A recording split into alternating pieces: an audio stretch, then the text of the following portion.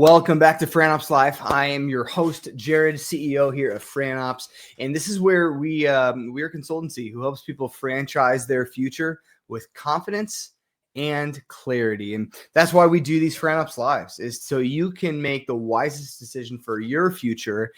Rest and assured, you're stepping into it with confidence, with clarity. This is the next best chapter of your life, and that's what today's conversation is about to do.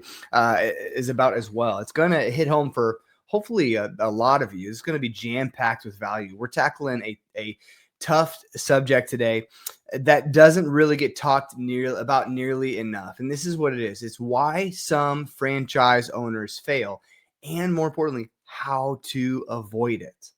So joining me to unpack it is someone who's genuinely seen it all. Adam Geisler is the co-founder and CEO of Soccer Stars. It's one of the nation's leading youth enrichment and sports education brands. Under Adam's leadership, Soccer Stars has helped thousands of kids discover confidence through play, while also creating incredible business opportunities for franchisees across the country. He's helped grow a concept that's not only changing lives, but also proving just how powerful purpose-driven franchising can truly be. So if you're someone who's been wondering what really separates successful franchise owners from those who struggle, this is the conversation for you.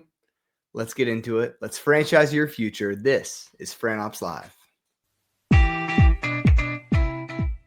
Welcome to Soccer Stars, where it's not just about soccer, it's about life's journey. Life's best learning is when you're having fun, learning a new skill, and you don't even realize it. And that's what we do at soccer. But the ball is the vehicle for you to learn those life skills. Everything is age and stage appropriate for every single level of kid for appropriate learning and, more importantly, appropriate fun. What makes Soccer Stars unique is really the curriculum. I've seen it work with all age groups and all types of coaching, and it really impacts the children in a very positive way. It's the highlight of our Saturday mornings. We have 2 kids, and they have 2 different age groups going on at the same time, so that works out really well for us. And it just gets the kids out playing, and they love it. They sing songs, and they get a sticker at the end, which is like also the highlight for them. I love playing soccer. I love playing with my team. I love scoring goals. Who doesn't? Adam, welcome to Fran Opps Live and the greatest group in the metaverse, my friend. Welcome to the show. I love it. Thanks, Jared. Thanks for having us. Yeah, I'm glad you're here, man. I'm excited to hear more about you and your story and Soccer Stars as a whole. To be honest, since I've been in franchise consulting and since I've been running this Facebook group and helping people find franchises, I never really, just full transparency, I didn't do my own due diligence on Soccer Stars. I did not really dive deep into that brand yet. And to be fair, most of that has to do with the clientele I've worked with. I just haven't come across too many people that it's been or seemed like a good fit yet. But it's also been to kind of honestly my own, I wouldn't say demise, but to my own unfortunate situation where I just haven't been able to dive in. And since the recently we've been prepared for this, man, I'm fascinated with Soccer Stars, this concept that the purpose behind it, the motivation behind it, but then also how franchisees are currently performing in your system is incredibly impressive. Like, it's mind blowing to me to dive into some of these numbers too. So I'm just excited to learn about you, your story, and really this is a critical conversation for so many people who are on the fence of, do I step into franchise ownership? Is this the right next best step for me? And so thanks for being a part of it. But could we start there? Like, can you tell us a little bit about, before we get into all the deep stuff, right? Yeah. Give us kind of a quick snapshot then of Soccer Stars and really kind of how it got started, or it's grown, and what makes it different from other youth sports out there. Yeah. So listen, I love this. I'm very glasses half full. So right, I want to talk about the things that makes you successful, make you successful so you don't fail. And so for me, why I relate to this topic so much is because I am like any other franchisee. I'm not the founder of Soccer Stars. So I acquired it, right? I acquired it with 4 other partners. And so I went through it first as a consumer. And it really tells the whole story of why soccer is so impactful. My kids, Soccer Stars, was founded in Manhattan almost 25 years ago. My kids went through it first as customers. And it was such an amazing thing where if you didn't do it, you felt like you missed a sports rite of passage. Right? It was that impactful, both the brand, but also just what soccer is. It's the gateway sport. Yeah. It is the first sport experience that most kids have. That's true. And so when we think about that, it's a big opportunity and a big responsibility, right? If it's a great coach, a great curriculum, and it's fun and exciting, kids love it. If it's not, bad coach, bad curriculum, bad experience, kids will write up, Mom, Dad, I did it. I did soccer. I don't want to do it anymore, right? It's just I didn't have a good experience. And so we just love what that is. And so for me, along with 3 other partners, founding partners, we acquired Soccer Stars. Okay. And so I bet on myself first and foremost, because I knew what I was capable of. I knew the people that were around me were capable of. And I believed that if I found a system that was money was a wonderful byproduct of changing kids' lives through sports, I didn't have a job anymore.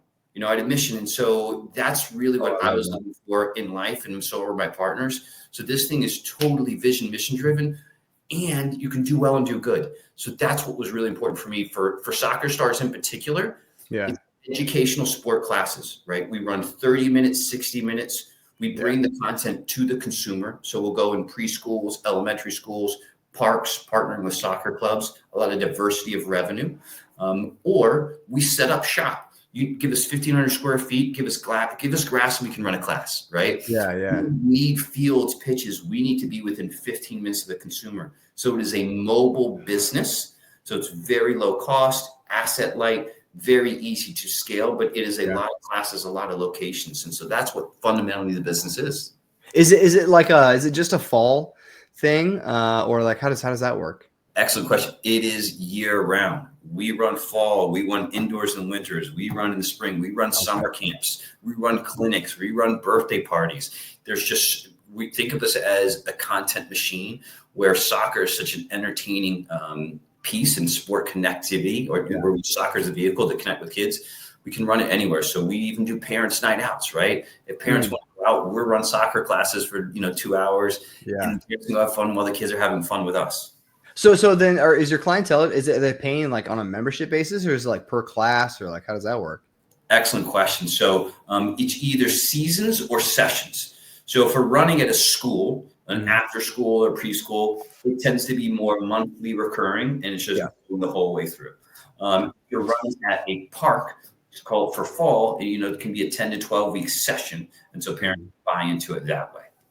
And then do they, like, when they do seasons or even sessions, I guess, do you have teams that then they compete against each other, compete against other soccer stars, they compete outside of soccer? Like, what does that look like? Yeah. So if you go back to the fundamental of us, and what makes it unique is an educational soccer program. Everything is class and curriculum based. Yes. At the end of, call it 45 minutes, you have 15 minutes of gameplay.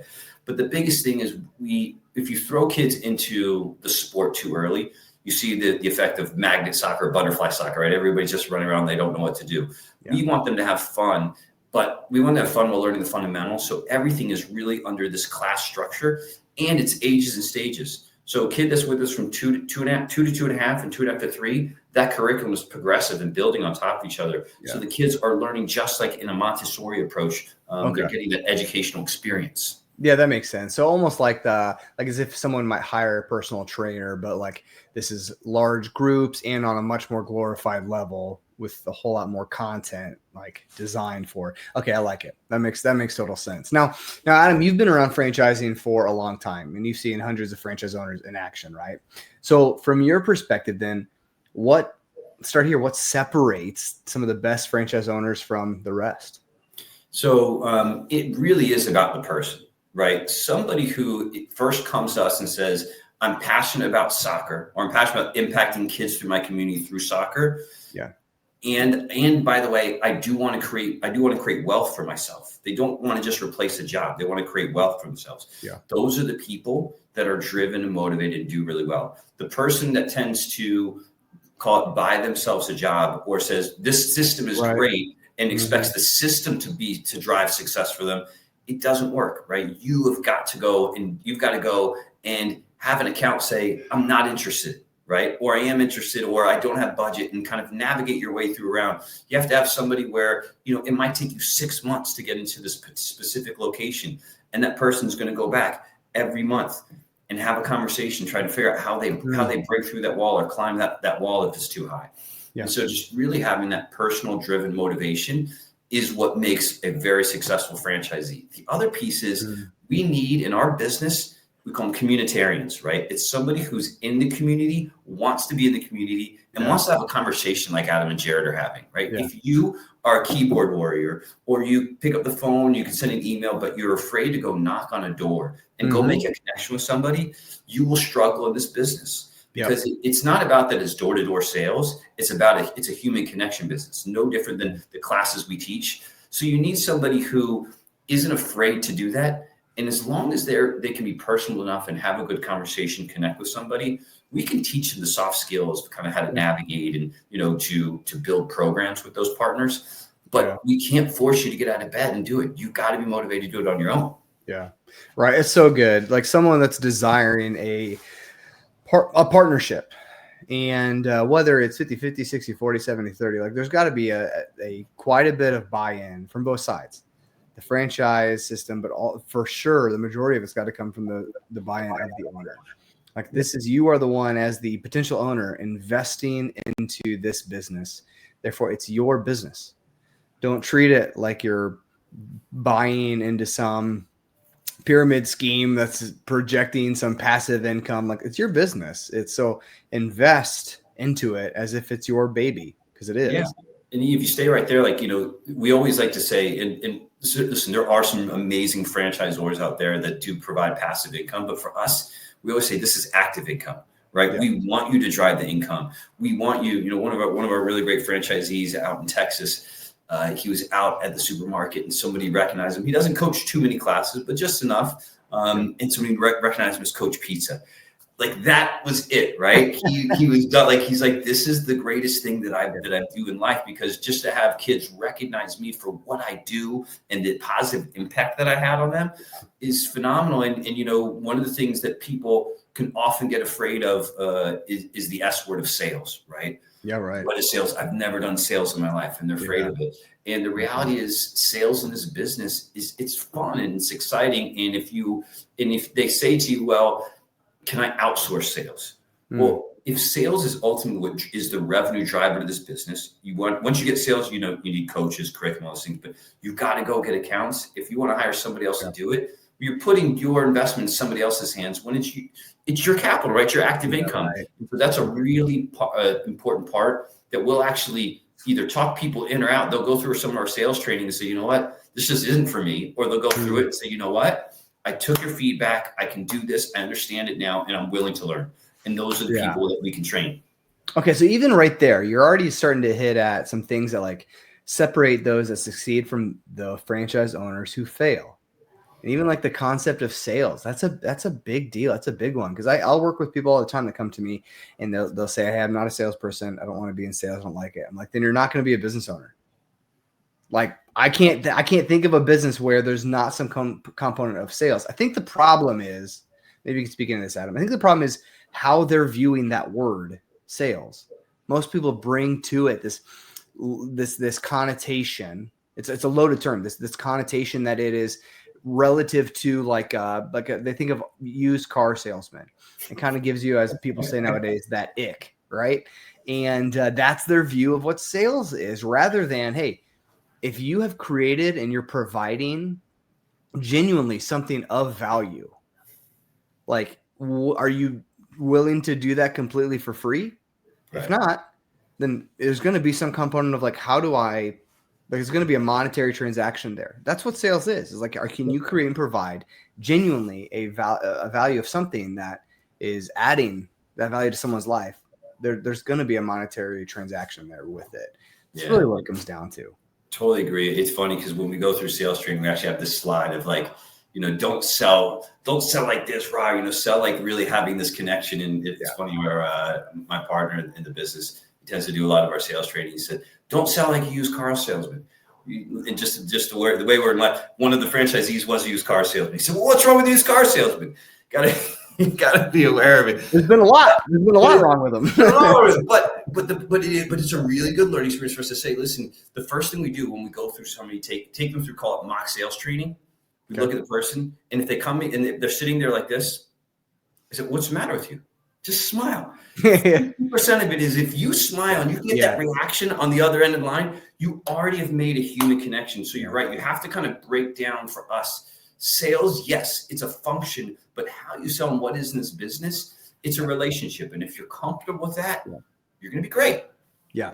I think we could spend the whole time talking about sales, and like that is one of the biggest reasons why people fail is the concept of sales and their misunderstanding of it, or their view that that's not for them, that they can't do it, or whatever reason, right? Like we could, and that I may have to have you on to have another conversation just to break down the idea of sales and business ownership, right? But what are, outside of sales, what are some of the other biggest reasons you see franchise owners fail? Yeah. So accountability, right? So it sounds so sexy to be your own boss, own your own business. Right. And, a lot of people come to that conclusion for different reasons. Sometimes they've been laid off for a job and it gives them the first opportunity to say, okay, I want to do something different. I want to take control of my life. Yeah. But are they really ready to be their own boss? So some people are very good about managing their own accountability. They wake up every day and say, okay, we're going to go back to sales, but I'll get away from it, I promise. Yeah. Sales on their calendar, and every Monday from 9 a.m. till 12 p.m. they're going to focus on sales. Then the other part, they're going to focus on recruiting. Yeah. If you can't have that level of accountability and you wake up and you're like, well, I got to mow the lawn, or I've got this, and there's always going to be those life happens. Like we want work-life balance, but if you can't hold yourself accountable to really measure, well, what's your end goal and what are the milestones that you're trying to reach on a daily, weekly, quarterly basis? Yeah. We really subscribe to EOS. You struggle. Now, what we also do is we have accountability coaches, BSCs, business success coaches, former franchise owners that we ask franchisees, hire these people. We're not going to give them to you for free. You hire them on an hourly basis, once every 2 weeks, to be an accountability coach, somebody that just can sit on the other side and give you a bit of that truth, right? That mirror of what am I missing and how do I keep myself moving forward? So you can be coached through accountability. You just have to be aware of where are your strengths and weaknesses. We always like to say, what's your superpower and kryptonite? Yeah. If you're somebody that may need that, and we tend to see people who are really good that just need that. And the reason why we have them pay for it is because if we give it to you for free, it becomes an obligation.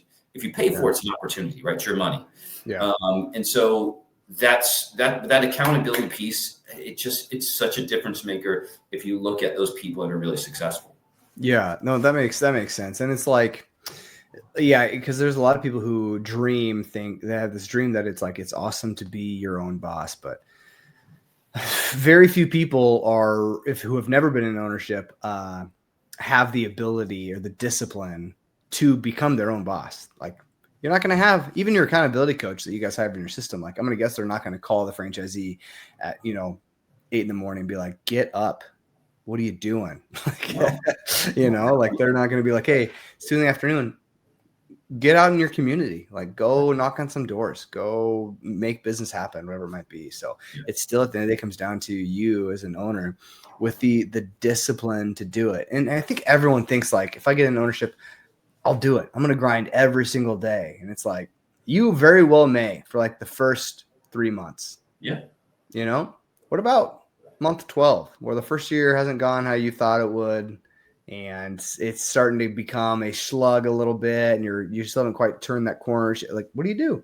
You throw in the towel? Do you sleep in till 10? Do you whatever it might be? And so, or do you have the ability to go, hey, I'm going to lean on discipline rather than my motivation and make this business successful? So, like for you, do you guys have people who've been franchisees with soccer stars who have failed? Yeah. So then, for them, like. And those kinds of people compared to those that succeed in your system, do you find that most failures are due to the business model itself, or more often the franchisee's approach, or some kind of hybrid, or what? Yeah, I'd say 0.5% of the time it's the business model. Every once in a while we say one out of the 98 owners that we're up to, one had, I think, a business model issue that just Their territory was just a little bit lower income and it was difficult. And we exited the business together. So listen, life's short. If it's not right for you, not right for us, that's okay. But it really tends to be about the person. I would say 99% of the time, it is a people problem, because we talk about it a little bit earlier. We purposely have a very diversified revenue stream. Yeah. Soccer's not new, right? And so you're going into something that is a proven concept. Mm-hmm. Everybody needs soccer, right? It's just a matter of time, space, or money. Yeah. But there will be some competitors in your marketplace, undoubtedly, right? Which is good because it's proof of concept that exists. Right. So it's just making sure that you can find those opportunities of where you can really go and where you can really find the revenue.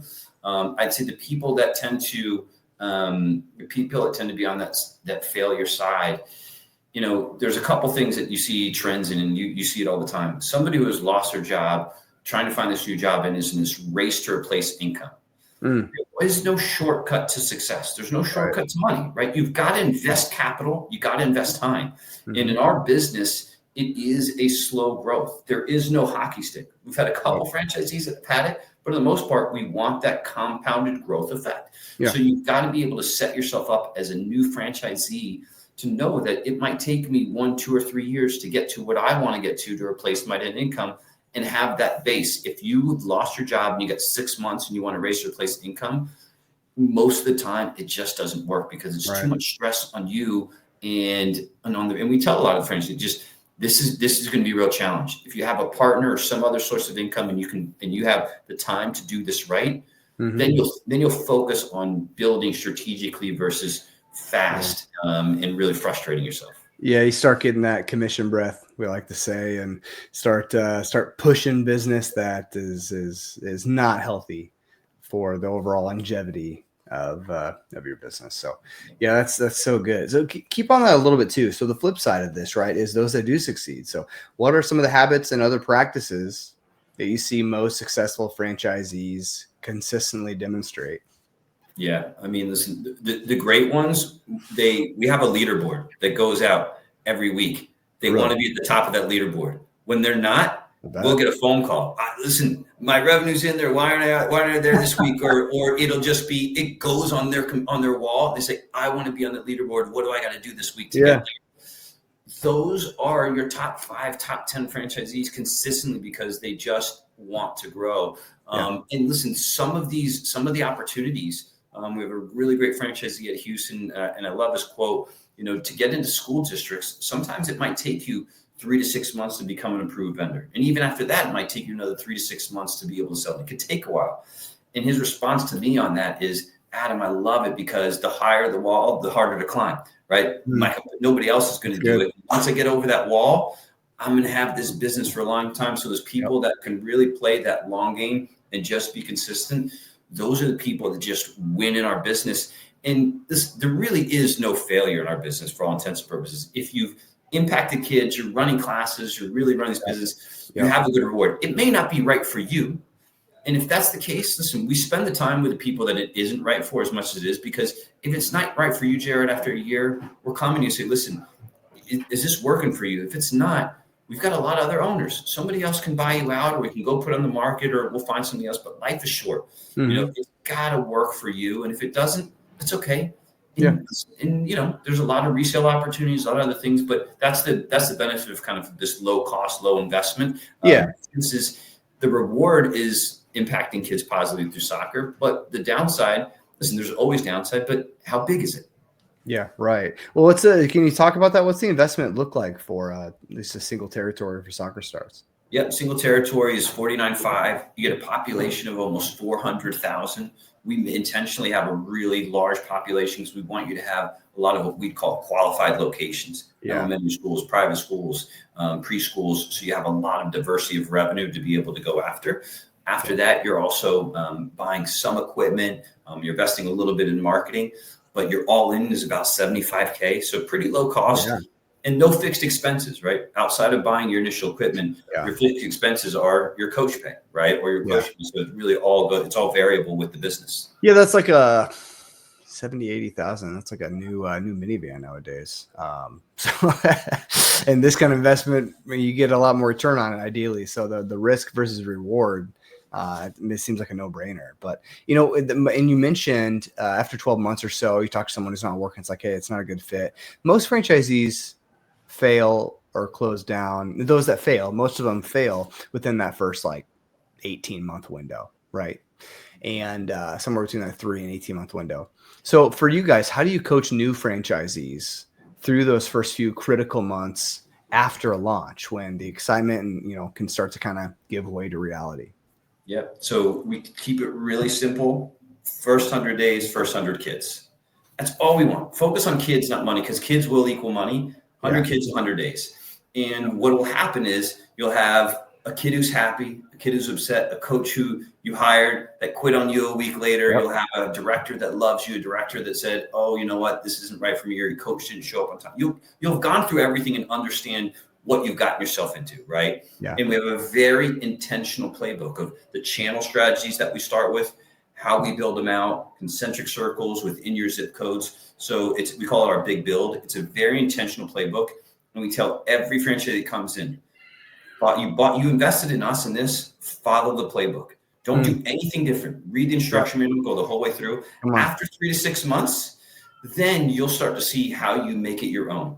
Yeah. And you can tell pretty early on the people that can do it, can follow it, or the people that constantly have some reason for success not happening for them. Yeah. And so 9 times out of 10, you can see it pretty early. And at that point, we pour the gasoline on and we make sure the business success coach is really focused with them and see if they can get there. And sometimes it takes certain people longer. Yeah. So we'll kill it in 3 months. Some people kill it in 12 months. But to your point, you really want to watch that first year to year and a half to see where they can get to. And, we want to see that nice bell curve for them too. Yeah, that's so good. And that is, man, if you're listening right now or later time too, rewind that and listen to just that little clip that Adam just said, because that is one of the biggest reasons why many people fail in franchising. And this is one of the biggest separators between franchise ownership and just independent business ownership, is the ability to follow a playbook. Like, that is one of your greatest advantages as to why you would invest into a franchise, is to receive a proven model and a system that has worked in multiple locations all over. Like right away, Adam, when I'm working with a new client, a new candidate, and they start asking questions out of the gate or like relatively early in the process of like, hey, would they allow me to like do this and this and this? And I'm right away, I'm like, this isn't for you. Like if you haven't even gone through the discovery process yet, haven't even connected to the brand, and you're already asking, can you change some of these things about their model and whatnot? Like I even had one lady saying they didn't like the brand name, and they're like, I like the concept, but could we what about the name of it? We think they would be up for it. I'm like, are you kidding me? This brand has been around for 40 years. Like, what do you mean? Yeah. It's crazy. And that's going to be one of the biggest separators is, are you a person that can follow a playbook, or do you really desire full autonomy and need to make all the decisions just yourself? Franchising may not be the path for you if that is the case, because it's going to lead to your failure, not because you're not good at owning a business necessarily, but because you are going to be hitting your head against the wall a lot.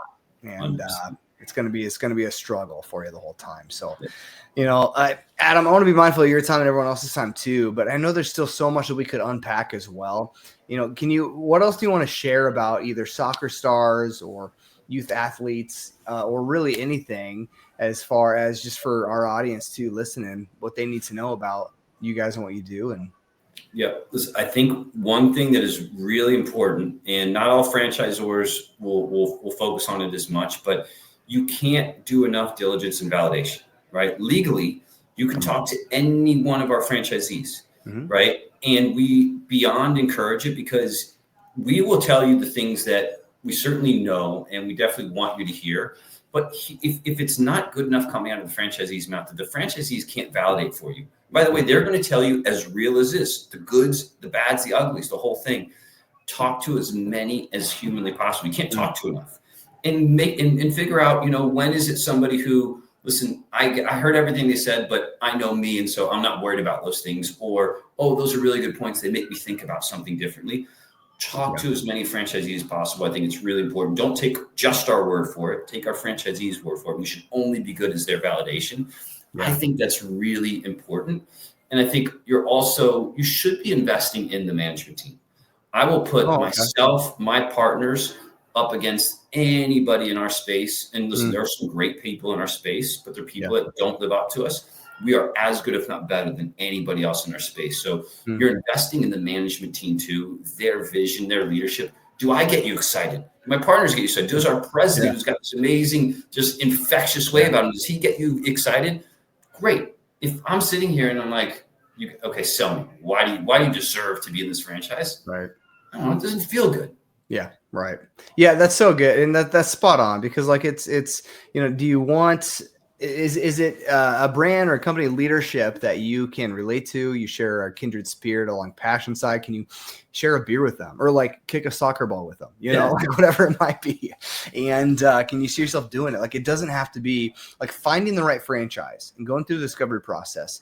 Yes. On a very base level, it's a sales process. I get that, but that doesn't mean it's got to feel like you're being sold a used car. Like what I think what you're looking for, Adam, and what I'm trying to help people find is it's got to be the right fit for both people. At the end of the day, if it's not the right fit, if you've talked to every franchise in their system and you realize this may not be the right fit for me, they like Soccer Stars would appreciate that more than because they're trying to build a legacy brand for years to come, and that is only done on the backs of quality franchisees for their system. Yep.